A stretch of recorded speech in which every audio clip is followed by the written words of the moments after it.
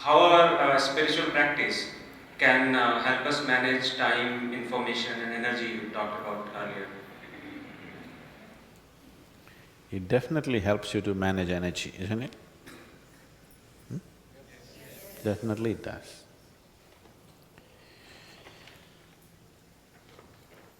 Information, to manage your information properly or not to succumb to the tendencies caused by the information, of the past information, energy is a very important part. The old rut has formed. If you want to get out of it, you need some energy. If you don't have enough power, you can't get out of it. It will take you in the same rut. So if you generate sufficient energy, you can also handle the tendencies caused by the old information. The karma can be broken only if you have the needed energy. So these two things, it definitely serves. Above all, once your energies are in a certain way, what somebody does in 24 hours, you may do it in 6 hours. Or what you do in 24 hours, somebody may do it in 3 days, which is a fact for us. So all three things are being managed in a certain way. But specifically about time, if we want to have a grasp of time, then we would need a sadhana which is of a different nature. If you want to have mastery over time, there's a completely different kind of sadhana. This gives you some, but mainly it's focused towards handling the karmic information and the energy. If one wants to have mastery over time, it needs a different approach. If you have to go that way, either you must have an enormous understanding of various aspects of life, it'll become extremely scientific, or you must be simply willing to listen. If you have either one of these qualities, it's possible. The first one that I said, an enormous understanding, that will not happen in a short time. That cannot happen in a short time. It takes a lot.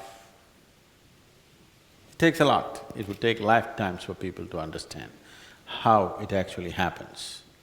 What is time? I know science has some explanations for time. It's fine, they've taken a few steps, but it's nowhere near the ultimate reality of what is time. So, I would say, going into that such sadhana right now limits itself to only those people who will simply listen. If I tell them, jump into your well, they will jump. Not an open well, tube well. Yes. If I say, jump into your tube well, they will squeeze themselves and go into the tube well. If they are like that, we can do kala-related sadhana. You have heard of Kirtimukha? Every temple is adorned with the image of Kirtimukha. When Shiva said simply, you eat yourself up. He said, I'm hungry. He said, you eat yourself up. He simply ate himself up.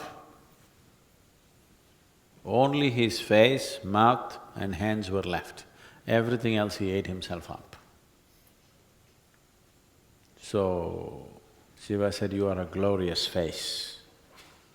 You are above all gods. So, every temple has the face of Kirtimukha, where hands are into the mouth, everything, the body is gone, he ate it up. His own body, he ate it up, because Shiva said so. No reason, no sense, but simply ate it up. So he rose above all gods. What is being said is that he rose above time and space and everything. He is above gods means he is risen beyond all these dimensions. Because even gods are subject to some of these realities. He is above all that.